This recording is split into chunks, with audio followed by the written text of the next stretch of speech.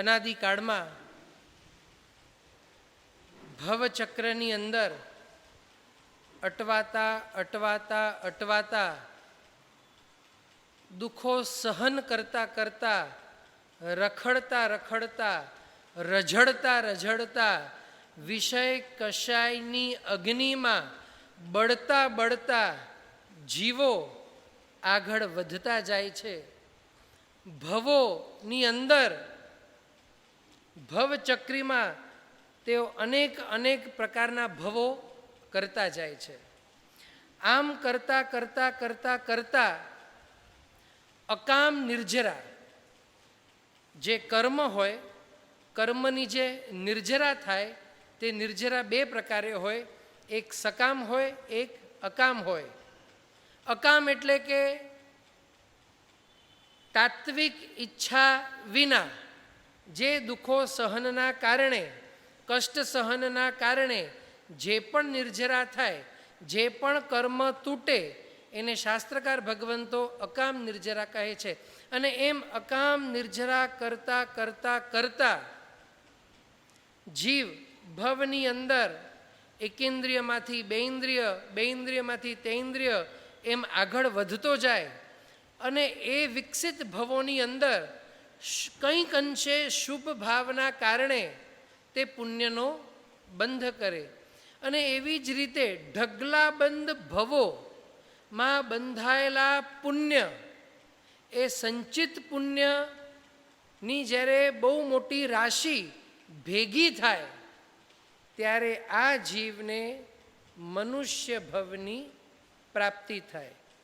એ મનુષ્ય ભવ અનાર્ય દેશમાં હોઈ શકે, એ મનુષ્ય ભવ બીજા કોઈ પણ દેશમાં હોઈ શકે, બીજા કોઈ ધર્મ અથવા તો ધર્મ વિહોણા વાતાવરણમાં પણ એ જન્મ બની શકે. પણ પાછું કંઈક અંશે હવે પૂર્વના ભવો કરતાં કંઈક વિશેષ શુભ ભાવના કારણે એ જીવ હજી આગળ આગળ આગળ વધતો જાય. અને એમ આગળ વધતા વધતા વધતા એને આર્ય દેશમાં જન્મ મળે. આર્ય દેશમાં જન્મ મળે એમાં કંઈક અંશે શુભ ભાવમાં હજી વૃદ્ધિ થાય. એ વૃદ્ધિના કારણે પાછું કંઈક પુણ્યબંધ એના કરતાં પૂર્વ કરતાં અધિક થાય. અને આમ કરતાં કરતાં કરતાં કરતાં જીવને આર્ય દેશ સાથે ધર્મ પ્રાપ્ત થાય અને ધર્મની સાથે ધર્મની સામગ્રી પણ પ્રાપ્ત થાય. અને જો પહેલાં તો એક વિચારવા જેવું છે, અનાદિકાળમાં અનંતકાળ તો એકેન્દ્રિય જેવા ભવોમાં ગયો અને બહુ જ દુઃખો, વિષમ પરિસ્થિતિને વહન કરતાં કરતાં કરતાં, ને જો અત્યારે આપણી જે ભૂમિકા છે ને, બહુ વિષમ પરિસ્થિતિ આપણે વિચારી ન શકીએ. તો જેટલી વિષમ પરિસ્થિતિ આપણે જોઈ છે એ તો વિચારી શકીએ ને. દાખલા તરીકે કુર્લા ટર્મિનસથી ટ્રેન પકડી તો બાજુના પાટા ઉપર ઉંદરો દેખાય, દેખાય કે ન દેખાય? વિચાર ખાલી કરો, મારો એ ભવમાં જન્મ થાય તો પરિસ્થિતિ શું? પાછું જ્ઞાનીઓના દ્રષ્ટિથી એ વિષમ પરિસ્થિતિ નથી. એ તો બહુ વિકસિત ભવ છે, જે ભવની અંદર એ જીવ સમ્યક દર્શન પામી શકે. એટલે તો બહુ જ વિકસિત ભવ છે. અને કુર્લા ટર્મિનસના કોઈક પાટા ઉપર ઉંદરનો ભવ પ્રાપ્ત થાય તો સમજવો મહાપુણ્યનો ઉદય હોય ત્યારે આ કુર્લા ટર્મિનસની બાજુમાં ઉંદરનો ભવ મળે. સામાન્યથી આપણને પૂછે તો આપણે શું કહીએ? અપેક્ષાએ તિર્યંચ ગતિ છે, ઠીક છે, વસ્તુ સમજાય છે ને. આમ તો તમે જોવા જાઓ તો તિર્યંચ ગતિ પાપમાં જાય ને તિર્યંચ આયુષ્ય પુણ્ય કહેવાય. પણ પંચેન્દ્રિયપણું આ બધું જે એને મળ્યું છે પુણ્ય પ્રકૃતિ છે. અરે એને એટલી તો સ્વતંત્રતા છે, જ્યારે એને ભૂખ લાગે તો બહાર નીકળી ખાવાનું તો શોધી શકે. આ દુનિયામાં મોટા ભાગના જીવોને એ સ્વતંત્રતા પણ નથી. કદાચ આપણે જોઈએ કે એ વચ્ચાળા જીવ દુઃખી, અહીં આ બધા જીવો દુઃખી છે. શાસ્ત્રકાર ભગવંતો કહે છે તમને જે જીવો દેખાય છે ને એ તો હજી ઘણા સુખી છે.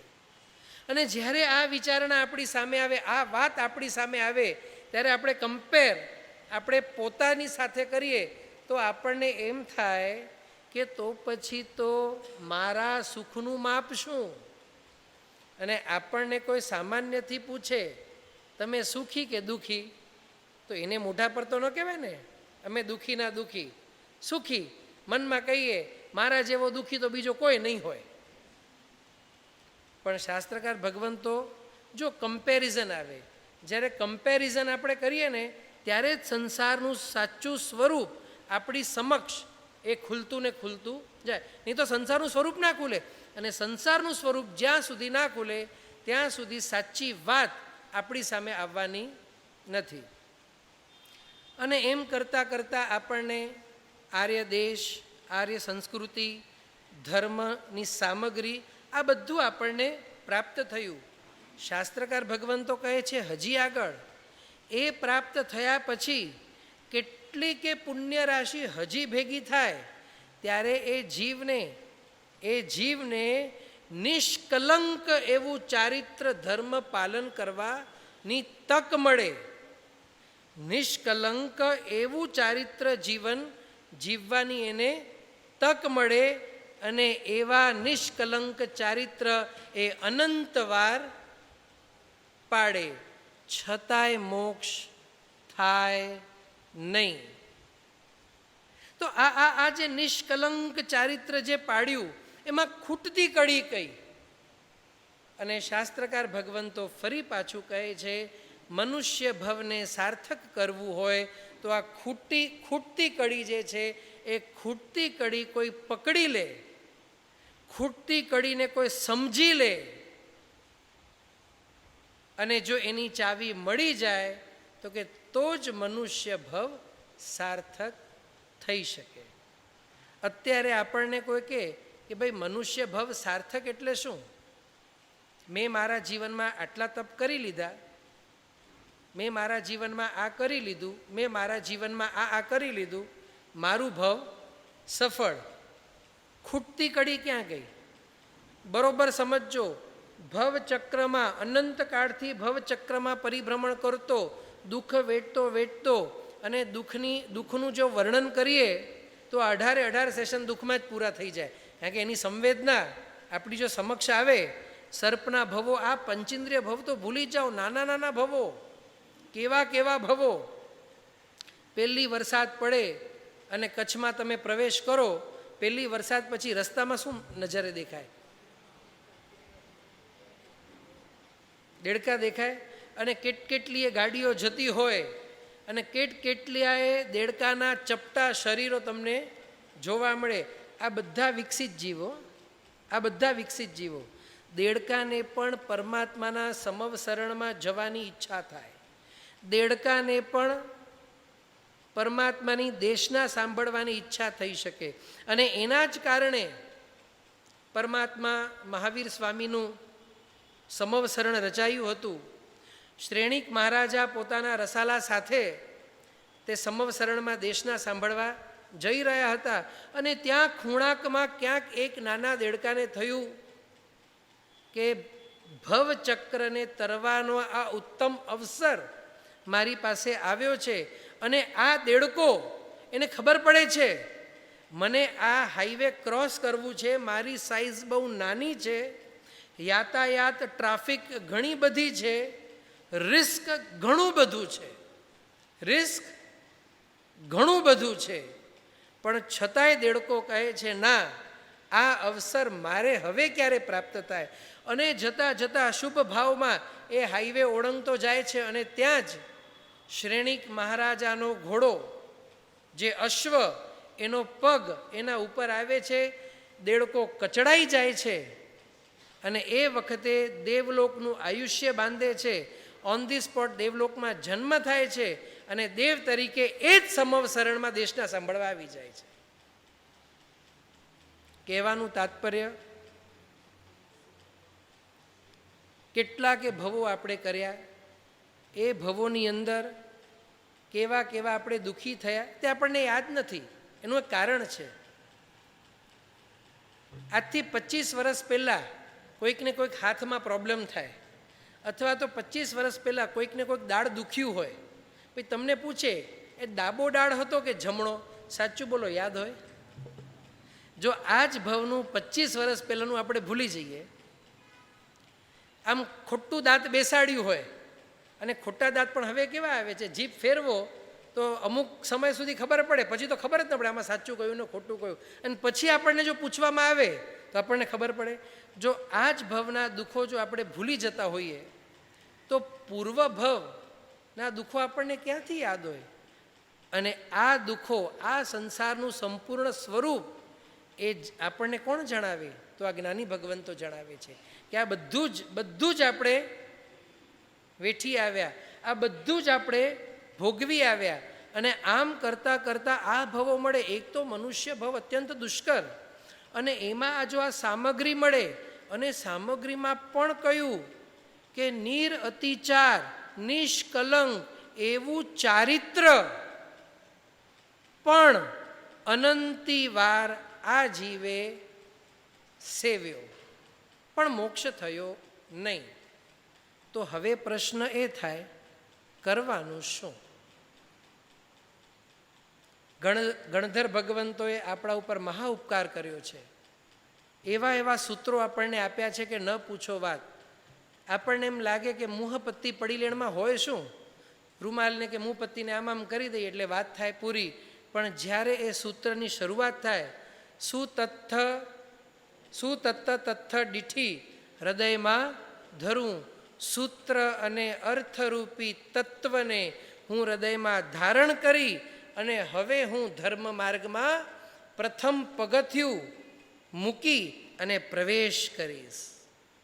સૌથી પહેલાં સૂત્ર અને અર્થરૂપી તત્વ, અને એના પછી આવે સંકિત મોહનીય, મિશ્ર મોહનીય, મિથ્યાત્વ મોહનીય. એટલે કે મોહનીય કર્મના પ્રકાર, કર્મના નહીં, મોહનીયના પ્રકાર છે. એને નાશ કરવાની વાત આવે, પરિહરું. પણ સૌથી પહેલાં શું મૂક્યું? સ્ટાર્ટિંગ ક્યાંથી કરવાની?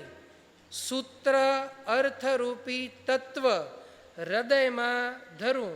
શબ્દો આપણને જેવા ફાવે, એનું અર્થ આપણને જેવું ફાવે આપણે એને પકડી લઈએ. સૂત્ર અર્થને હૃદયમાં ધરવું એટલે એક સૂત્ર એટલે કે એક ચોપડી લેવી, એને જોઈને બહુ હર્ષિત થવું, આમ એને હૃદય ઉપર ચોંટાડીને મૂકવી અને ખૂબ સારી ભાવના કરવી, નીચે મૂકવી, 10-50-100ની નોટ મૂકી વાસક્ષેપ મૂકવું, નમો નાણસ મૂજો કમથ્યો પૂરો. આ જ બધી ભ્રમણાઓના કારણે છે ને, આ જ બધી ભ્રમણાઓના કારણે. આ તો બહુમાન પ્રગટાવવા માટે એક વિધિ છે કે જેના કારણે આપણને ખબર પડે કે ભાઈ આની અંદર શું છે. મરુદેવા માતા, લગભગ આપણને બધાને દ્રષ્ટાંત ખબર છે. 83 લાખ પૂર્વ તો આદિનાથ ભગવાન સંસારમાં રહ્યા, એટલે એટલો વખત તો મરુદેવા માતા ખુશખુશાલ, કારણ કે નાભી કુલકરના ધર્મપત્ની આદિનાથ પ્રભુના તેઓ માતા હતા. પ્રથમ રાજાના માતા બનવાનું સૌભાગ્ય, અને કોણ રાજી ન હોય? ધર્મ જેવી કોઈ વસ્તુ ખબર નથી, હજી તો ધર્મની સ્થાપના થઈ નથી. અને આદિનાથ ભગવાન દીક્ષા લે છે. દીક્ષા લીધા પછી જાણે કે આખો પહાડ માતા ઉપર પડ્યો હોય, કારણ કે એવો રાગ આદિનાથ ભગવાન ઋષભકુમાર પ્રત્યેનો જે રાગ હતો, અને એ રાગ કેટલા વર્ષ? 5 વર્ષ, 25 વર્ષ, 1000 વર્ષ. અને આટલો મોટો કાળ નીકળી જાય પછી પરમાત્માને કેવલ જ્ઞાન થાય, સમવ શરણ રચાય, દેવો સમવ શરણની રચના કરે છે. અને એ વખતે ભરત ચક્રવર્તી એના દાદી મરુદેવા માતાને કહે છે કે જે પુત્ર માટે તમે વર્ષોથી રડો છો, ચાલો જુઓ તો ખરા તમારા એ પુત્રની રિદ્ધિ સિદ્ધિ શું છે. અને ત્યાં હર્ષ ઉમળકામાં આવી ગયા કે કારણ કે પોતે ચક્રવર્તી હતા, કે એની રિદ્ધિ સિદ્ધિ તમે જુઓ, મારી રિદ્ધિ સિદ્ધિ તો 5 પૈસામાંય ન આવે. આવી રિદ્ધિ સિદ્ધિના સ્વામી તમારા પુત્ર થયા છે અને મરુદેવા માતા જાય છે. કોઈ એવો સ્પેસિફિક સ્પેશિયલ રિસ્પોન્સ મળતો નથી. આપણને ઘણી વખત થાય ને, વંદન કર્યું, ધર્મલાભ પણ ન મળ્યું, ત્યાંથી પણ કોઈ સ્પેસિફિક રિસ્પોન્સ મળતો નથી. અને હજી તો આદિનાથ ભગવાન ધર્મતીર્થની સ્થાપના કરે એનાથી પહેલાં મરુદેવા માતા ક્ષપક શ્રેણી માંડી પોતાના ધ્યાનમાં આરૂઢ થઈ અને સીધે સીધા કેવલ જ્ઞાનને પામ્યા. બધા જ જ્ઞાનાવરણીય કર્મ તૂટી ગયા. જ્ઞાનની કઈ આરાધના કરી હતી? મારી વાત સમજાય છે? એટલે હવેથી પાંચમ આવે એટલે જ્ઞાનની આરાધના બંધ, એવું નહીં કરતા. અહીંયા એ સમજવાનું છે જ્ઞાનની આરાધના શું છે. અને આપણે જે કરીએ છીએ એ જ્ઞાનની આરાધના છે કે જ્ઞાનની આરાધના સફળ થાય માટેનું આ અનુષ્ઠાન છે. મારી વસ્તુ સમજાય છે ને? દીકરા પ્રત્યેની લાગણી તો 24 કલાક વહેતી હોય. દીકરો ફોરેનમાં ભણતો હોય ત્યારે પણ માતાનું હૃદય ક્યારે પણ લાગણી વિહોણું ના હોય. પણ 5-10 વર્ષ પછી દીકરો આવે અને એ દીકરાને જુએ માતા અને ભેટે ત્યારે આંસુ આવે કે ના આવે? એટલે હમણાં લાગણી વધી ગઈ ને વચમાં ઘટી ગઈ હતી એવું. પણ છતાંય એ લાગણી ક્યાંક દબાયેલી હતી, એને વ્યક્ત કરવું અને એની માટે આ જે અનુષ્ઠાન, જે ક્રિયા થઈ ભેટવાની, એ તરત લાગણી બહાર આવે. તો આ જે બધા નાના નાના અનુષ્ઠાન છે, પણ પ્રશ્ન અહીંયા એ આવે કે આ બધું કર્યા પછી ખરેખર જે કારણ છે એ કારણસર થાય છે? કારણ કે આ જે ખૂટતી કડી છે એને શોધવી કઈ રીતે? તો શાસ્ત્રકાર ભગવંતો કહે છે આપણે આપણા જીવનની અંદર કંઈ પણ કરીએ એની પાછળ 3 કારણો સ્પષ્ટ હોવા જોઈએ. સૌથી પહેલાં તે હેતુથી, સેકન્ડ સ્વરૂપથી અને ત્રીજું અનુબંધથી. સૌથી પહેલાં હેતુ, નંબર 2માં સ્વરૂપ અને નંબર 3માં અનુબંધ. અનુબંધ ગયા વખતે આપણે લીધું હતું, કેટલાને સમજાયું કેટલાને નહીં એ મને ધ્યાન નથી. એક વસ્તુ સમજી લેજો, જૈન દર્શનની અંદર બંધનો મહત્વ અતિ અતિ અતિ અતિ અલ્પ છે. હું પુણ્ય બાંધું છું કે હું પાપ બાંધું છું ઇઝ ઓફ લીસ્ટ ઇમ્પોર્ટન્ટ. સમજી લેજો, is of least important. Maximum important છે અનુબંધ. બંધનું મહત્વ લેસ ધેન 1%, અનુબંધનું મહત્વ મોર ધેન 99%. શાસ્ત્રકાર ભગવંતો જણાવે છે અનુબંધ એ જૈન દર્શનનો પ્રાણ છે. અનુબંધ એ જૈન દર્શનનો પ્રાણ છે. કારણ કે હવે બંધ અને અનુબંધમાં ફરક શું?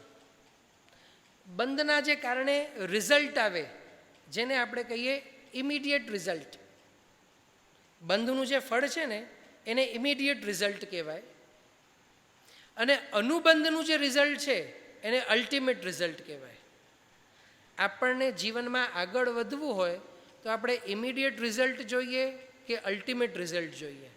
આ બંનેમાં ફરક ખબર પડે છે ને? બિઝનેસ શરૂ કર્યું, 1 કરોડની લાગત થઈ, હજી 25 લાખ રૂપિયા મને એડવર્ટાઇઝમેન્ટ માટે ખર્ચવા પડે. જો હું ન ખર્ચું તો ઇમિડિયેટ પ્રોફિટ થાય, પણ અલ્ટિમેટ રિઝલ્ટ કદાચ આવનાર વર્ષોમાં મારું પ્રોડક્ટ ચાલે નહીં, એવું બની શકે. આ ડિફરન્સ રહેવાનું ને. તો અનુબંધ એટલે કે અલ્ટિમેટ રિઝલ્ટ, બંધ એટલે ઇમિડિયેટ રિઝલ્ટ. આપણને રસ બંધમાં વધુ કે અનુબંધમાં વધુ? સૌથી પહેલો પ્રશ્ન કંઈ ખબર જ નહીં. એટલે આપણે એને પહેલાં પકડવાની શરૂઆત કરીએ. હેતુ, સ્વરૂપ અને અનુબંધ. મેં એક વખત કહ્યું હતું, પરમાત્માની બહુ સ્પષ્ટ આજ્ઞા છે. ભગવાન ક્યારે નથી કહેતા કે સારા કાર્ય કરો, ના, નેવર.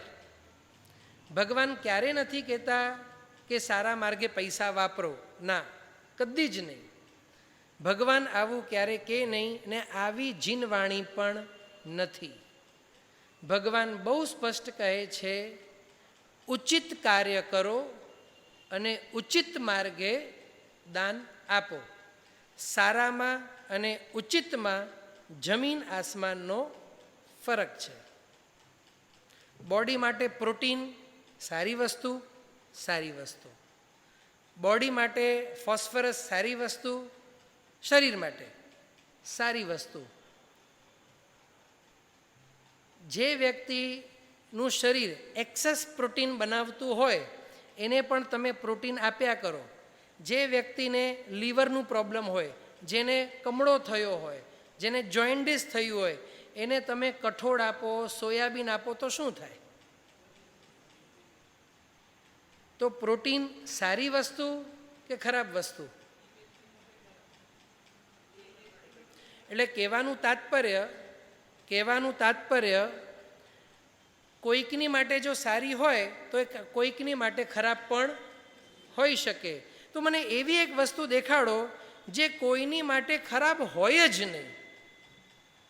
એવી એક કોઈ વસ્તુ છે? જો એવી વસ્તુ ના હોય તો એવું એક માર્ગ કઈ રીતે હોઈ શકે? સંસારની વાત કરું છું, સામાન્ય આપણી વાત કરું છું, ધર્મક્ષેત્રની અત્યારે આપણે વાત નથી કરતા કે આને સારું માર્ગ કહેવાય, આને સારું માર્ગ કહેવાય. જો આ સારું માર્ગ આની માટે છે તો આની માટે ખરાબ હોઈ શકે? પણ ઉચિતની વ્યાખ્યા ખબર છે શું છે? એને શું ખવડાવવું ઉચિત, એને શું ખવડાવવું સારું. બંનેમાં ફરક એટલું કે સારામાં શું આવે? જે વસ્તુઓ rich in vitamins, minerals, proteins, પણ કદાચ એને એની જરૂર ના હોય. પણ જ્યારે ઉચિત વસ્તુ આવે તો ઉચિત વસ્તુમાં બહુ સમજવા જેવી વાત છે. જે વસ્તુની એને અત્યારે ખપ છે એ જ આપવી, જે વસ્તુ અત્યારે એને નુકસાન કરે તે એને આપવી નહીં. માટે ભગવાને બહુ સ્પષ્ટ કહ્યું, કયું કાર્ય કરવું? તો કે ઉચિત કાર્ય. ક્યાં દાન આપવું?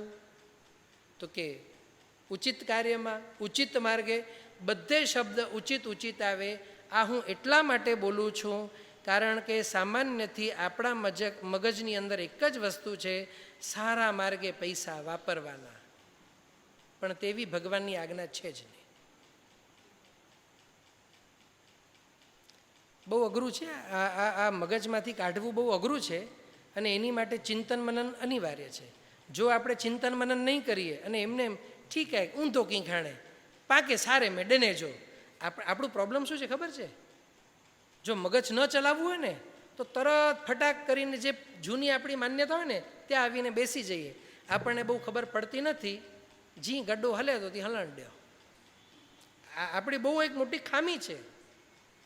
અને એ જ વખતે શાસ્ત્રકાર ભગવંતો કહે છે, જે ભવોમાં મન ન હતું, આપણે અસંગની હતા, એવા બધા જ ભવોની અંદર આપણું ગાડરિયું પ્રવાહ ચાલ્યું.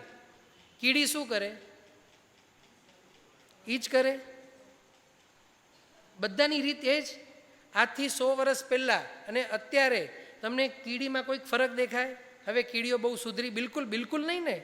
કારણ કે એ જે વિચારવાની શક્તિ છે, એ વિચારવાની શક્તિ એમની અંદર એકદમ બુઠ્ઠી છે અને તે મનુષ્યોની અંદર વિશેષ છે. અને ઘણી વસ્તુઓ સમજવાની આવે. જેમ ગયા વખતે મેં કહ્યું હતું 72 કળા. મનુષ્યમાં 72 કળા હોય પણ દેવોમાં ન હોય. દેવોમાં ન હોય એટલે દેવોમાં ઇનબિલ્ટ હોય, એમને શીખવા ન જવું પડે. એમને ભવ પ્રત્યેકી હોય. ત્યાં એમને કોઈ ગુરુ આવે, દેવ તમે મોટા થઈ ગયા હવે તમને ધનુષ્ય કળા શીખ, એવું ના હોય. જે આપણે અહીંયા હોય છે એમને ભવના કારણે તે પ્રાપ્ત થાય છે. તો તો આપણને આ મનુષ્ય ભવના કારણે આ સ્પેશિયાલિટી આપણી અંદર, આ વિશેષતા આપણી અંદર છે કે આપણને બુદ્ધિ કેવા કેવા પ્રકારની મળી. ઔત્પાતિકી બુદ્ધિ કયો, તમે તમારી રીતે નવું નવું નવું નવું આપણને સૂઝી શકે, આ બધામાં ન હોય. અને આના જ કારણે શાસ્ત્રકાર ભગવંતો કહે છે મનુષ્યો મોક્ષમાં જવા માટે લાયક છે. કારણ કે humans have extra ordinary brain. આવું મગજ, આવું મન દેવોને પણ નથી. તેવું મન આપણને આ મનુષ્યને મળ્યું છે. અને જો આપણે એનો ઉપયોગ ના કરીએ તો શાસ્ત્રકાર ભગવંતો કહે છે મોક્ષમાં જવું અથવા તો મોક્ષ માર્ગ ઉપર આવવું એ કઠિન છે. અને પછી શું થાય, આપણે બધું જ કરીએ, ખૂટતી કડી પકડી નહીં. કેમ? કારણ કે બધું કરતા સમયે હેતુ, સ્વરૂપ અને અનુબંધ એ આપણે વિચાર્યું નહીં. હેતુ એટલે શું? The reason behind the act. સમજાય છે? The reason behind the act. જે હું કરું છું એની પાછળનું કારણ શું? પછી સ્વરૂપ. એ કારણ આનાથી સર કઈ રીતે થાય છે? સ્વરૂપ, એનું સ્વરૂપ. જે કારણથી હું આ કરું છું એ કારણ આનાથી સર કઈ રીતે થાય છે? અને ત્યાર પછી અનુબંધ. જે કારણસર થશે, જે એન્ડ રિઝલ્ટ આવવાનો છે એ એન્ડ રિઝલ્ટ મને ઉપયોગી છે, એ મારી માટે સુખદાયી છે, એ મારી માટે દુઃખદાયી છે, એ મારી માટે ત્રાસદાયી છે.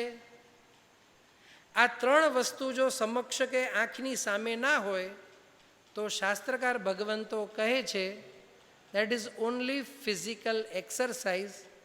માત્ર ને માત્ર પેલા ઘાણીના બળદની જેમ આપણે ફરતા રહ્યા અને બળદને એવું લાગે છે કે હું છેલ્લા 10 વર્ષથી ચાલું છું, મને લાગે છે કે હવે એક દેશમાંથી બીજા દેશે, કારણ કે માઇલોના માઇલ એને કાપી નાખ્યા.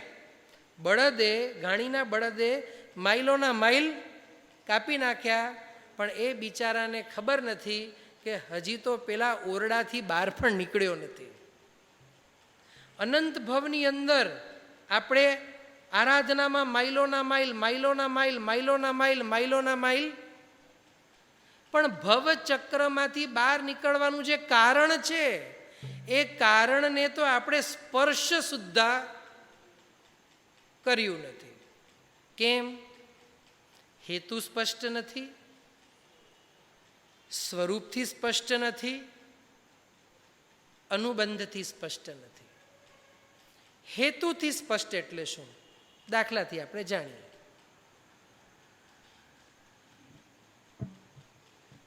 જિનાલય બંધાવવામાં લાભ ખરો કે નહીં? હા કે ના?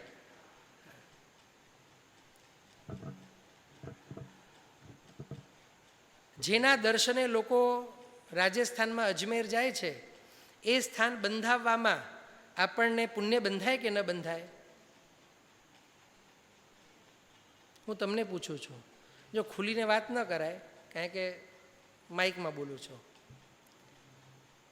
મારી વસ્તુ સમજાય છે? નોર્મલી ગ્રીન કલરનું હોય, દુબઈમાં ક્રીમ કલરના હોય છે, ને અંદર કંઈ જ નથી હોતું.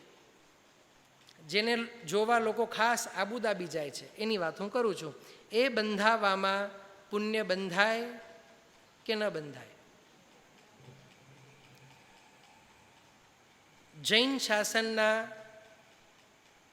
પાને અને પાને જે મહાશ્રાવકોના નામ સુવર્ણ અક્ષરોથી અંકિત થયા તેવા મહામંત્રીશ્વર, વસ્તુપાલ અને તેજપાલ, જો આપણે એમની વાત કરીએ તો કદાચ એવું લાગે કે એમના જીવન જેવું પણ જીવન આપણું થઈ જાય તો આ ભવચક્રનો અંત અવશ્ય આવી જાય તેવા બે મહાશ્રાવકો થયા.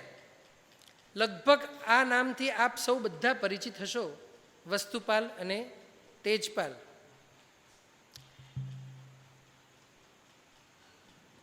મુગલ સામ્રાજ્ય એ વખતે હિન્દુસ્તાનની અંદર એન્ટર થઈ રહ્યું હતું અને બને એવું છે કે જૈનોને ડર લાગવા ને એમની પાસે સત્તા વધતી ગઈ. જૈન ધર્મ ખતરામાં આવવા લાગ્યું, જૈન સંઘો ખતરામાં આવવા લાગ્યા, જૈન મંદિરો ખતરામાં આવવા લાગ્યા. અને આની માટે આ વસ્તુપાલ અને તેજપાલે કંઈક આપણે માયા કરીએ. જો ઉપર સૌથી પહેલાં માયા આપણાથી કરાય કે ન કરાય? બસ આપણા મગજમાં ઘૂસી ગયું છે. ક્રોધ ન કરાય, માન ન કરાય, માયા ન કરાય, લોભ ન કરાય. આવું કોઈ એકાદ શાસ્ત્રના પાને લખેલું હોય મને વંચાવજો. આવું ક્યાંય નથી લખ્યું. શાસ્ત્રકાર ભગવંતો તો એટલું જ કહે છે, જે ક્રોધ માન માયા અને લોભ વખાણવા લાયક નથી તે ન કરાય, જે વખાણવા લાયક છે તે કરાય. અને આ બંને ભાઈઓએ નક્કી કર્યું કે ભાઈ આપણને કંઈક હવે માયા કરવી પડશે. અને એ મુગલ બાદશાહના માતા એ હજ માટે દરિયા માર્ગથી જઈ રહ્યા હતા અને ત્યાં નક્કી કર્યું કે આ માતાને આપણા સૈનિકો દ્વારા આપણે કિડનેપ કરાવીએ. જો આપને ધ્યાન હોય તો આ વાત મેં ગયા વખતે પણ લાસ્ટ યર પણ કીધી હતી, અમુક નવા છે. અને આખી માયા રચી માતાને એના જ સૈનિકો દ્વારા કિડનેપ કરાવે છે ને પોતે પછી બચાવવા જાય છે. અને પછી માતા એમના ખૂબ રાજી થાય છે અને એ માતા કહે છે કે તમે ચાલો મારા પુત્ર પાસે, ને પુત્ર પાસે વખાણ કરે છે. પુત્ર રાજા, મુગલ સલ્તનત તો એ વખતનો વડો હશે, અને રાજી થઈને કે છે માંગો, શું માંગવું છે?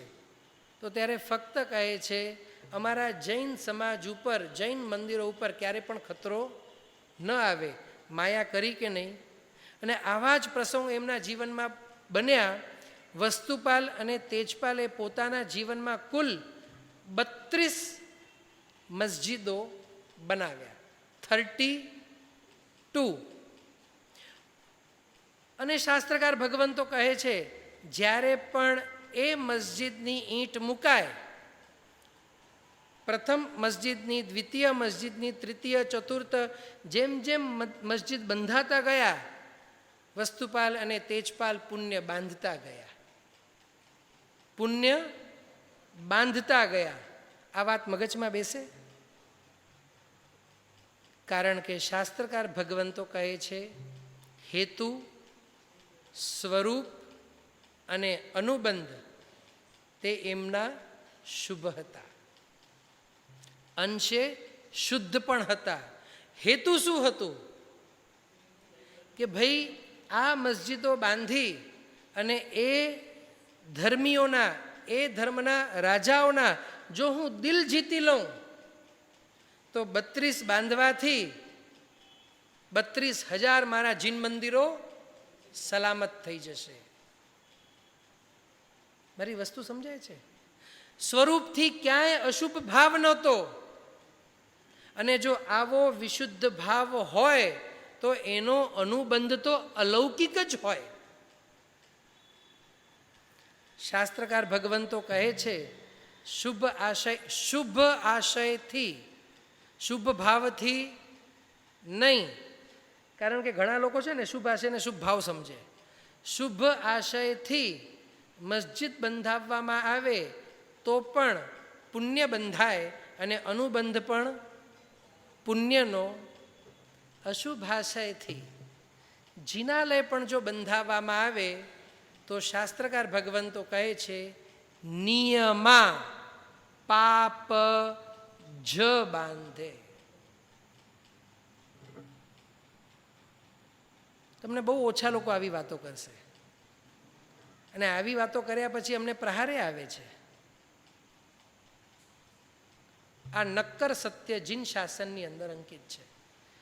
કારણ કે જીન શાસન એક્ટ કરતા, કોઝ ઓફ એક્ટ, એની સ્પષ્ટતા ઉપર ભાર જૈન દર્શન અધિક આપે છે. આ વાત કરવા પાછળનું કારણ હવે આપણને સમીક્ષા કરવાની છે કે જો આ મળેલો મનુષ્ય ભવ મને સાર્થક કરવો છે, આ મળેલો મનુષ્ય ભવ મને સાર્થક કરવો છે, અથવા તો મને એવું લાગે કે મેં કંઈક અંશે સાર્થક કર્યું છે ઇન પાસ્ટ, તો એક ચોપડી લઈ અને ચોપડીમાં બધા જ આપણા સત્કાર્યો લખવા જેવા છે કે મેં આ કાર્યો કર્યા, મેં આટલા 99 કર્યા, મેં આટલા આ તપ કર્યા, મેં આટલા આ સંગો કાઢ્યા, આટલા સંગોમાં હું ગયો, આ બધું લખો. પછી 3 આપણે બીજી કેટેગરી લાઈન કરીએ: હેતુ, સ્વરૂપ અને અનુબંધ. આ હેતુ, સ્વરૂપ અને અનુબંધની લાઈન જો કાઢી નાખો ને તો આપણને આ બધા કાર્યો છે ને આપણને ખૂબ સંતોષ આપે, અને એ સંતોષના કારણે આપણે ઓવર કોન્ફિડન્સમાં આવી જઈએ. Yes, I have done good deeds and I am on the right track. મેં ઘણા સારા કાર્યો કર્યા છે અને હું એકદમ જ સાચા પથ ઉપર ચાલી રહ્યો છું. આ આપણી ભ્રમણા છે. બરોબર બાજુમાં હવે હેતુ લખો. આ મેં કર્યું, હેતુ શું? કારણ કે દુનિયામાં કોઈ પણ કાર્ય કારણ વિના થાય નહીં. હેતુ તો સૌથી પહેલો પ્રશ્ન જ્યારે હેતુનો આવે, આપણે જવાબમાં શું લખીએ? 80% આપણે એમ લખીએ મોક્ષ માટે.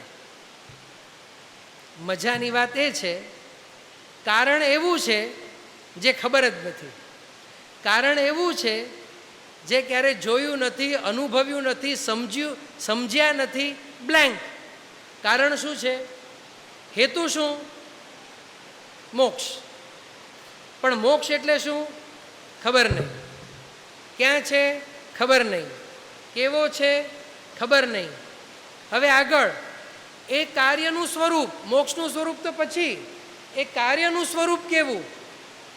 જે સ્વરૂપ છે એ મને તો નુકસાનકારી ન જ હોવો જોઈએ, એ બીજાને પણ નુકસાનકારી ન જ હોવો જોઈએ.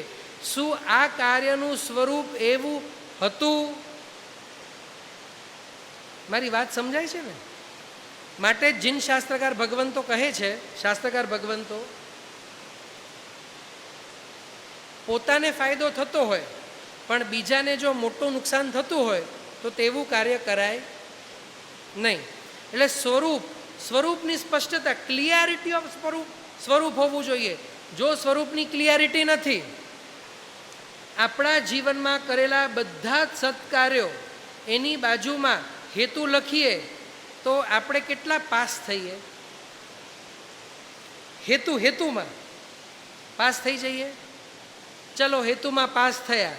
હવે સ્વરૂપમાં પણ પાસ થયા. શાસ્ત્રકાર ભગવંતો કહે છે, હેતુમાં અને સ્વરૂપમાં જે ઉત્તીર્ણ થાય એ જીવો પણ ભવિષ્યમાં મોક્ષમાં જાય એવો કોઈ નિયમ નથી. જો મોક્ષ કે મોક્ષ માર્ગમાં પ્રવેશ કરવો હોય તો એ અનુબંધમાં ઉત્તીર્ણ થવો અનિવાર્ય છે. હવે અનુબંધમાં એટલે શું? કારણ કે જે હેતુ હતું એ હેતુમાં આશય કેવો? જો ઇમિડિયેટ રિઝલ્ટનું આશય તો અનુબંધમાં નાપાસ.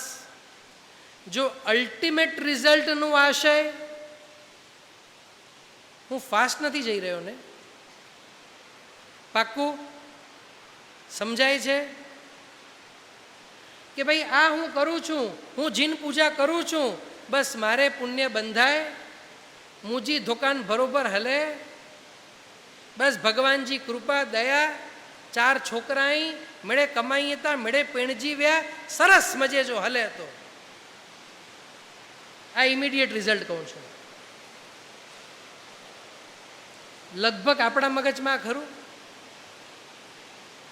કોઈ છોકરાને વ્યસન નથી, કાંઈ નહીં, બધું પરફેક્ટ, ગોઈંગ ઓન સ્મૂથલી.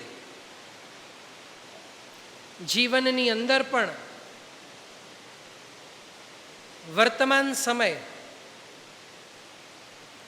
કષ્ટ ભોગવીને પણ ભવને સુખી કરવાના પ્રયત્નો આપણા હોય છે કે નથી હોતા? મારી વાત સમજાય છે? વર્તમાન સમયમાં આપણે કષ્ટ ભોગવીએ, વર્તમાન સમયમાં કષ્ટ ભોગવવાનું કારણ શું? કે હું ભવમાં સુખી થાઉં. કરજત અને કસારાથી સવારના 6:30 વાગે જે લોકલ ટ્રેન પકડે અને મસ્જિદ બંદર કે વીટી જાય, એ વ્યક્તિને પૂછો એમનું જીવન કેવું, તો પા ભાગનું જીવન ટ્રેનમાં જાય. આ વાત સત્ય છે, કષ્ટમય છે. આ વર્તમાનને કષ્ટમય બનાવવાનું કારણ શું? આ ભવનું ભવિષ્ય સુધરે, આ ભવનું ભવિષ્ય સુધરે. શાસ્ત્રકાર ભગવાન તો કહે છે, આ ભવને જો કષ્ટમય બનાવવાની તૈયારી હોય, કષ્ટમય બનાવવાની તૈયારી, કષ્ટ સામેથી નહીં. જીન શાસનની અંદર આપણે બેઠા છીએ, કષ્ટ સહન કરવામાં કર્મની નિર્જરા થાય કે ન થાય? કષ્ટ સહન કરીએ તો કર્મની નિર્જરા થાય? હું તમને પૂછું છું. તો પછી પ્રતિક્રમણ કરતાં પણ નિર્જરાનું સારું ઉપાય બતાવો. 48 મિનિટ બેસવાનું, આ 2 હાથથી મારતા જવાનું અને કષ્ટ સહન કરતા જવાનું. અને આમ કષ્ટ સહન કરતા કર્મની નિર્જરા થાય કે ન થાય? તો ત્યાં જ્ઞાની ભગવંતો કહે છે, એ જ કષ્ટ જીન શાસનમાં માન્ય છે, જે કષ્ટ ગુણ વૃદ્ધિનું કારણ બને. એ જ કષ્ટ જીન શાસનને માન્ય છે, જે ગુણ વૃદ્ધિનું કારણ બને. જે કષ્ટ ગુણ વૃદ્ધિનું કારણ ન બને, તે કષ્ટ જીન શાસનમાં માન્ય નથી. માટે આવા કષ્ટ નહીં, પણ એવું કોઈ કષ્ટ જીવનમાં આવે અને એ કષ્ટને સહન કરવામાં ગુણ વૃદ્ધિ થાય, તો પછી આ ભવમાં એ કષ્ટને સહન કરવાની આપણી તૈયારી ખરી? શાસ્ત્રકાર ભગવંતો કહે છે, જેમ વર્તમાનમાં કષ્ટ સહન કરીએ તો આ ભવનો ફ્યુચર એ આપણો સુખી થઈ જાય, એ જ રીતે આ ભવમાં જો કષ્ટ ગુણ વૃદ્ધિનું કારણ બનતું હોય અને એવા હું કષ્ટ સહન કરવા તૈયાર થઈ જાઉં, તો એ ભવચક્ર માં જે ફ્યુચર આવવાનું છે, એ ભવચક્રના ફ્યુચરના સુખનું કારણ બની જાય. બાકી તો આ ભવની અંદર ખપેટલા આપણે કષ્ટો સહન કરીએ, પૂર્વ ભવની અંદર લોચા લબાચા ઘણા કર્યા હોય અને એ કર્મ ઉદયમાં આવે, કારણ કે ઘણા લોકોના માથામાં આમ ઘૂસી ગયું હોય, બહુ મહેનતું છે, એવા લોકો નથી જોયા? 80 વર્ષ સુધી મહેનત કરે, 80 વર્ષ સુધી, પણ 81મા વર્ષે હાથમાં કંઈ ના હોય. નથી જોયા એવા વ્યક્તિ? અને એવા વ્યક્તિ નથી જોયા જે જન્મે એટલે MLA, MP, prime minister, president રમણવા આવે? નથી જોયા? કારણ શું? કર્મની થિયરી તો યથાવત છે, પણ કર્મની થિયરીને પાછું સમજવું પડે. જ્યારે આપણે અનુબંધની વાત કરીએ તો આવા તો બંધ ઘણા સારા થાય, પણ એ બંધ જ્યારે રિઝલ્ટ આપે અને એ રિઝલ્ટથી આગળનું જે રિઝલ્ટ સર્જાય, એ પણ પાછું યોગ્ય હોવું જોઈએ. મેં એક સારું કાર્ય કર્યું, એ સારા કાર્યના કારણે પુણ્યોદય થયો અને પુણ્યના કારણે અઢળક સંપત્તિ મને પ્રાપ્ત થઈ. એ પુણ્યના કારણે અઢળક સંપત્તિ મને પ્રાપ્ત થઈ. પણ હવે આ સંપત્તિ કઈ દિશામાં લઈ જાય? સંપત્તિમાં તાકાત છે, બંને દિશામાં ધુરંધર બનાવી શકે, આરાધક પણ બનાવી શકે અને વીરાધક પણ બનાવી શકે, મહાત્યાગી પણ બનાવી શકે, મહાદાની પણ બનાવી શકે અને મહાભોગી પણ બનાવી શકે. પુણ્ય બંધાયું હતું માટે સંપત્તિ મળી, પણ અનુબંધ અશુભ હતું, અનુબંધ પાપ હતું, માટે પુણ્યના ઉદયથી મળેલી સંપત્તિને દારૂ ખરીદવામાં વાપરવા ઈચ્છા થઈ, ક્લબમાં વાપરવાની ઈચ્છા થઈ. પુણ્ય બંધાયું માટે ઉદય થયું, ઉદય થયું તો સંપત્તિ આવી, પણ એ વખતે અનુબંધ ઘોટાળો હતો માટે પુણ્યના ઉદયે પ્રાપ્ત થયેલી સંપત્તિ ઊંધા માર્ગે આપણને તેડી ગઈ. એક વખત જીવ ઊંધા માર્ગે ગયો, હવે શું બાંધે? પુણ્યના ઉદયમાં સારું ન સૂઝે, પુણ્યના ઉદય વખતે જો આપણે સખણા ન બેસી શકીએ તો લાગે છે પાપના ઉદય વખતે આપણે એકદમ સમતામાં રહી શકીએ? Is it possible? હવે આ ચેનલ શરૂ થાય. પાપ બાંધ્યું, પાપમાં એવા એવા ભવો મળ્યા, નરક આદિના મળે અને મનુષ્યના મળે તો કેવા મળે કે જે ભવમાં આપણે નવરા થઈએ એટલે સામે 4 વ્યક્તિઓ કજિયો કરવા ઊભા હોય, એવા ભવો મળે અને એ કજિયો કરે એટલે આપણે ઓર કજિયો કરીએ અને પાછા પાપ આમ બંધાતા બંધાતા બંધાતા બંધાતા અલ્ટિમેટ રિઝલ્ટ શું? અને માટે શાસ્ત્રકાર ભગવંતો કહે છે બંધ જે છે એ માત્ર આવતીકાલ નક્કી કરે અને અનુબંધ જે છે એ આવતીકાલ સિવાય એના પાછળના બધા જ દિવસો નક્કી કરે. આપણું લક્ષ્ય બંધ ઉપર કે અનુબંધ ઉપર? ચાલો આ વાત એક નક્કી થઈ કે આપણું લક્ષ્ય અનુબંધ ઉપર હોવું જોઈએ. પણ શેના દ્વારા બંધ થાય અને શેના દ્વારા અનુબંધ થાય, આ વાત આપણને હજી સ્પષ્ટ નથી. અને ત્યારે શાસ્ત્રકાર ભગવંતો કહે છે કાર્ય સારું હોય, કાર્ય સારું હોય તો બંધનું કારણ કાર્ય, ડાયરેક્ટલી કાર્ય છે. બંધનું કારણ શું છે? ડાયરેક્ટલી કાર્ય છે. અનુબંધનો કારણ એ કાર્ય પાછળનું આશય છે. અનુબંધનું કારણ શું છે? કાર્ય પાછળનું આશય. મેં જિનાલય બંધાવ્યું, કાર્ય સારું? યસ સારું. શું બંધાયું? પુણ્ય. આશયમાં ઘોટાળો છે. જિનાલય બાંધી દીધું છે,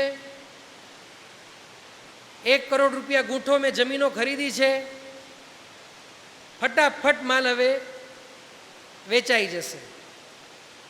હા, આશય એવો હોય કે અહીંયા જે લોકો રહેવા આવે એ કોઈ પરમાત્મા દર્શનથી વંચિત ન થાય અને એ બધા લોકોને એ ધર્મની સામગ્રી આપવાની જવાબદારી મારી છે, કારણ કે મારો એટલો પુણ્યોદય છે તો એ બધી જ સામગ્રી હું આપવા માટે હું કટિબદ્ધ છું. એવો આશય હોય તો કોઈ વાંધો નથી. જ્ઞાની ભગવંતો એને માન્ય કરે છે, પણ એનાથી કોઈ મતલબ નથી. આ આશયની વાત છે, એક સામાન્ય આશય. પાછું આ પણ આશય તમે એમ નહીં સમજતા કે શુભ અનુબંધનું કારણ બને.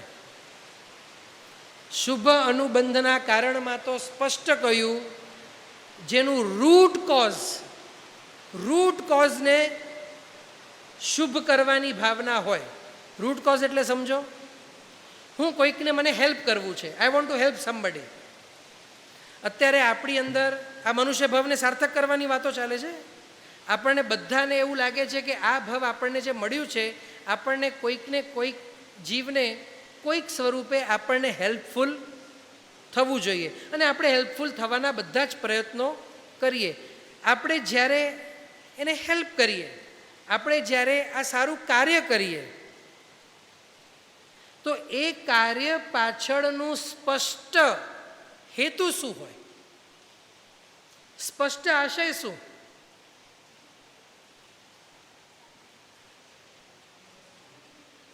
હજી એક્ઝેક્ટલી સામેવાળાનું દુઃખ દૂર થાય. હવે મને કહો, temporary solution and permanent solution આ બધા જ ક્ષેત્રમાં હોય. એક વ્યક્તિને પૈસાની તકલીફ છે, એને હું 50,000 રૂપિયા આપી દઉં, એ ટેમ્પરરી સોલ્યુશન કે permanent solution? Temporary solution. Permanent solution કાઢવું હોય તો મને શું કરવું પડે? પહેલો સ્ટેપ શું કરવું પડે? હે ના, પહેલું સ્ટેપ એ દુઃખી શા માટે છે શોધવું પડે. વસ્તુ સમજાય છે? બેંકથી એને ઇન્ટરેસ્ટે મળશે, પણ દારૂની આદત હશે અને ઇન્ટરેસ્ટ કરતાં વધારેની દારૂ પીવે તો દુઃખી જ રહેવાનું. The root cause of his દુઃખ એ જોવું પડે. અને જ્યારે એ દુઃખનું મૂળ કારણ હાથમાં આવે અને એના ઉપર આપણે જ્યારે કામ કરવાનું શરૂ કરીએ, તો એ જે રિઝલ્ટ આવે પછી જે પણ હોય, પૈસા રિલેટેડ હોય કે બીજા કંઈક રિલેટેડ હોય, હવે જો એનું રિઝલ્ટ આવે એ સોલ્યુશન ટેમ્પરરી કે પરમનન્ટ? ટેમ્પરરી કે પરમનન્ટ? પરમનન્ટ. મને કહો, વધુ ઉપકારી કોણ? ટેમ્પરરી સહાય કરે એ, ટેમ્પરરી સોલ્યુશન આપે એ, કે પરમનન્ટ સોલ્યુશન આપે એ? Permanent solution. આપણે જે વ્યક્તિના દુઃખ દૂર કરવા જઈએ છીએ, એમના દુઃખનું મૂળ કારણ શું? ક્યારે આપણે શોધવા ગયા? તો સમજી લેવાનું, આપણે ટેમ્પરરી સોલ્યુશનમાં હતા, અને ટેમ્પરરી સોલ્યુશન મેં જેમ કહ્યું એ ફક્ત કાર્ય છે, અને કાર્ય ફક્ત એના ઉપર બંધ આધારિત છે, અનુબંધ આધારિત નથી. એવી જ રીતે મેં કોઈક ધર્મક્રિયા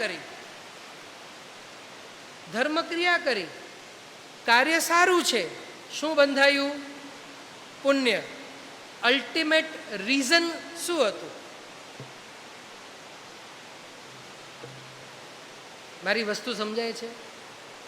અલ્ટિમેટ રીઝન શું હતું એનું? Root cause. એ કરવા માટેનું રૂટ કોઝ, જે પ્રેરક બળ, આ કોઝના કારણે આ વસ્તુ મેં કરી, એ રૂટ કોઝ હોવો જોઈએ. મારી વસ્તુ સમજાય છે? અને ત્યાર પછી આ જે હું કરી રહ્યો છું એની પાછળનું આશય સ્પષ્ટતા એ હોવી જ જોઈએ. આપણે આપણા જીવનમાં જે કંઈ કર્યું પછી ભલે ને એક નાનકડા વ્યક્તિને 5 રૂપિયા કેમ ના આપ્યા, હેતુ, સ્વરૂપ અને અનુબંધ, આ 3 વસ્તુઓની સ્પષ્ટતા જો આપણી પાસે નહીં હોય તો શાસ્ત્રકાર ભગવંતો કહે છે, અનાદિકાળમાં ભવચક્રમાં ગોલ ગોલ ગોલ ગોલ ગોલ ગોલ ગોલ ગોલ ફરતા રહ્યા, હજી ફરતા રહીશું. એમાં કેટલા કે ભવ નીકળી જાય, અનંતકાળ નીકળી જાય, કૂટાતા, ફેંકાતા, ઠોકરો ખાતા ખાતા, અકામ નિર્જરા કરતા કરતા, એક મહા મુશ્કેલથી એક પગથિયું ચડતા ચડતા ચડતા ચડતા ચડતા ચડતા ચડતા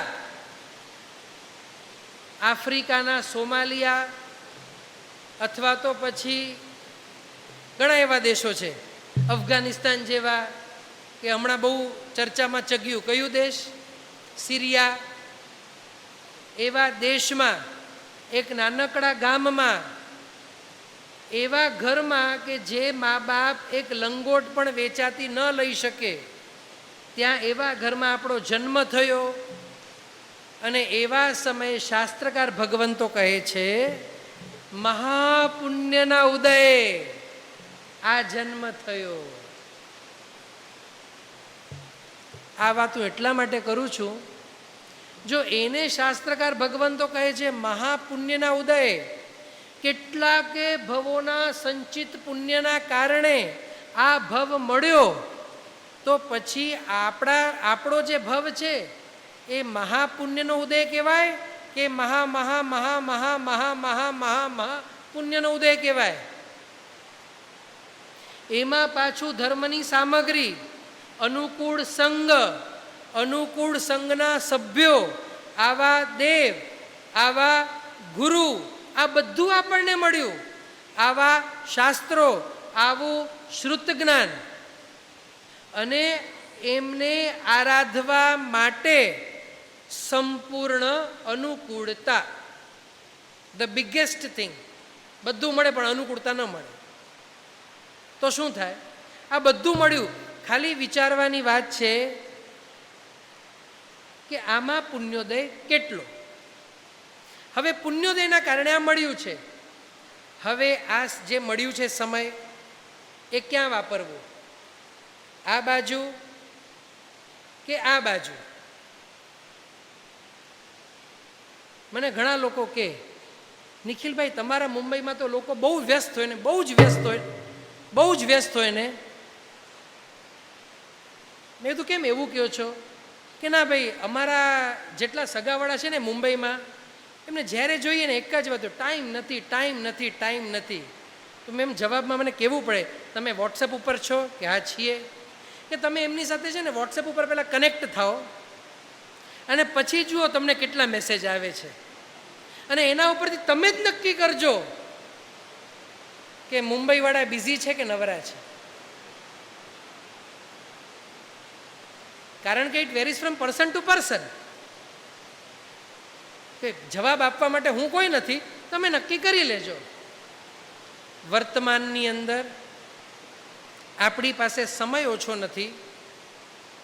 સમય નિયોજનની કાં તો કળા નથી, અને કાં તો સમયનું નિયોજન કે આયોજન આપણને કરવું નથી. એવરીથિંગ ડિપેન્ડ્સ અપોન અવર પ્રાયોરિટીઝ. આપણી જ્યાં પ્રાયોરિટી સેટ થાય એની માટે આપણે જીવન આપી દઈએ, અને જ્યાં પ્રાયોરિટી આપણી સેટ ના થાય એની માટે 1 મિનિટ પણ કાઢવી અત્યંત મુશ્કેલ છે. જે વ્યક્તિ પાસે, જે છોકરા પાસે 1 મિનિટનો સમય ના હોય, અને તાજું તાજું ગુલાબ આપવાની પ્રક્રિયા શરૂ થઈ હોય, જુઓ કેટલો સમય મળે છે. વાત પ્રાયોરિટીની છે ને. તો સૌથી પહેલાં પ્રાયોરિટી સેટ કરવી કઈ રીતે? કારણ કે હેતુ સ્વરૂપ અને અનુબંધથી પૂર્વે આ પ્રાયોરિટી સેટ કરવાની વાત આવશે. અને ત્યારે જ શાસ્ત્રકાર ભગવંતો કહે છે, મનુષ્યને સંજ્ઞીપણું મળ્યું, મનુષ્યને મન મળ્યું, અને આ જે મન અને બુદ્ધિ છે એના અલગ અલગ ગુણો છે. વિચારવાની શક્તિ છે, યાદ કરવાની શક્તિ છે, સૂઝવાની શક્તિ છે. આ શક્તિઓ એકેન્દ્રિય, બેઇન્દ્રિય, તેઇન્દ્રિય, ચૌરેન્દ્રિય, અસંગની મન વિનાના પંચેન્દ્રિય કોઈમાં નથી. આ વિશેષ કળા બહુ થોડાક જીવોમાં છે, અને એવી શક્તિ આપણને મળી છે. અને એમાંથી આપણને નક્કી કરવાનું છે કે પ્રાયોરિટી ક્યાં, કેટલી, કેવી રીતે સેટ કરવી. એક વખત પ્રાયોરિટી સેટ થાય એટલે ઇમિડિયેટ નેક્સ્ટ સ્ટેપ હેતુ, સ્વરૂપ અને અનુબંધ.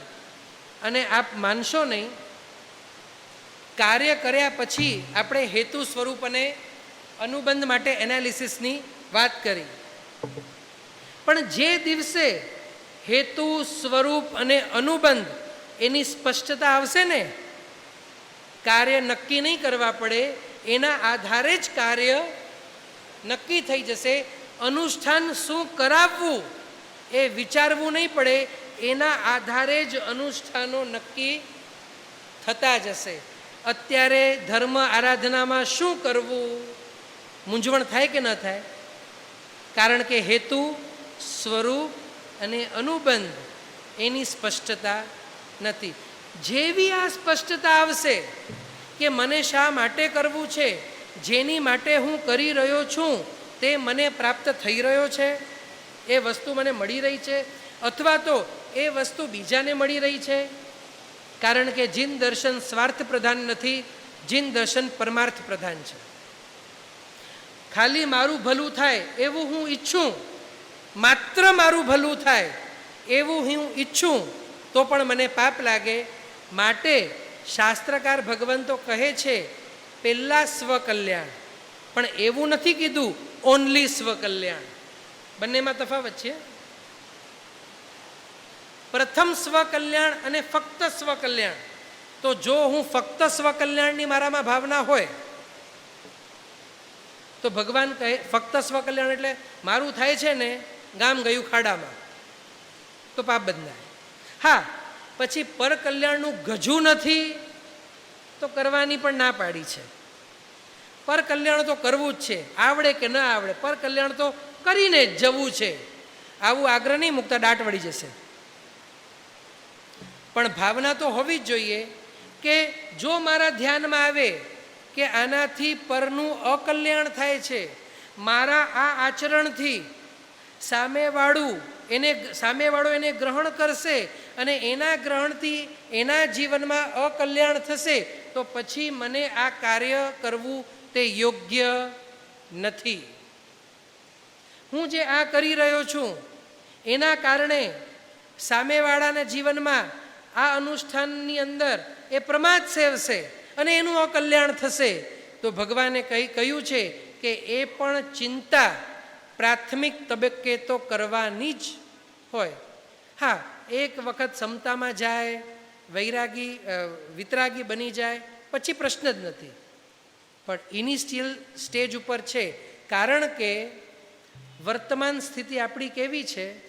વી even expect someone other to help us. મારી વસ્તુ સમજાય છે? બીજા કોઈની સહાય લેવાનો ભાવ જ્યાં સુધી આપણી અંદર હોય ત્યાં સુધી શાસ્ત્રકાર ભગવંતો કહે છે પરમાર્થનો ભાવ અનિવાર્ય છે. હું આ વ્યવહાર નહીંથી વાત કરું છું, નિશ્ચય નહીંથી નહીં. અહીંયા કોઈ નિશ્ચય નહીંને પકડીને ચાલતો હોય તો અત્યારે બાજુમાં મૂકજો. આ વ્યવહાર નહીંની વાત છે અને બહુ સ્પષ્ટ કહ્યું. અને જે દિવસ મને લાગશે મને કોઈ પણ વસ્તુ, કોઈ પણ વ્યક્તિના સહાયની જરૂર નથી, તો એ દિવસે વ્યવહાર નહીંથી જે પરમાર્થ છે એ ભગવાન કહે છે હવે જરૂર નથી. અને નિશ્ચય નહીં તો પરમાર્થ એ આખો જુદો છે. એ તો સિદ્ધ ભગવંતોની અંદર પણ પ્રવર્તી રહ્યું છે. સિદ્ધ ભગવંતો પણ આપણા ઉપર કરુણા, એમનો સહજ સ્વભાવ છે કે કરુણા આપણા ઉપર વરસી રહી હોય. પણ આ માનવ ભવને જો સાર્થક કરવું હોય તો સૌથી પહેલું પગથિયું આપણને આ ચિંતન મનન દ્વારા શ્રુતના આધારે આપણને શરૂ કરવી, અને એ કર્યા પછી આપણે હેતુ, સ્વરૂપ અને અનુબંધની અંદર આપણે હજી આગળ આવનાર દિવસોમાં જશું અને એને સમજવાનું આપણે પ્રયત્ન કરીશું. આ શબ્દો કદાચ કોઈકને અઘરા લાગ્યા હોય, મેક્ઝિમમ પ્રયત્ન આપણે કરીશું કે એને આપણે ઇઝી લેંગ્વેજમાં ટ્રાન્સલેટ કરી. પણ એક વસ્તુ સમજી લેજો, જ્યારે ઇઝી લેંગ્વેજમાં ટ્રાન્સલેટ કરવાની વાત આવે તો પછી દાખલા શાસ્ત્રોના ન હોય, એ પછી એ શાસ્ત્રોના આધારે એને સમજી વર્તમાનના દાખલાઓ લગભગ અપાતા હોય.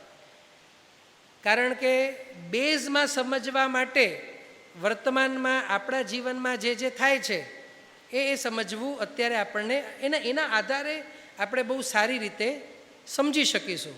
એક નાનકડો દાખલો આપી અને આપણે અહીંયા પૂરું કરીએ. મને એક સ્થાને જિનાલે બંધાવવાની ઈચ્છા થઈ, તો શાસ્ત્રકાર ભગવંતો કહે છે એની પાછળ સ્પષ્ટ કારણ હોવું જોઈએ. જો સ્પષ્ટ કારણ ના હોય, જો સ્પષ્ટ આશય ના હોય, તો એ જિનાલે બંધાવવાની પ્રક્રિયા અથવા તો એ ક્રિયા એ મોક્ષનું કારણ ન બને.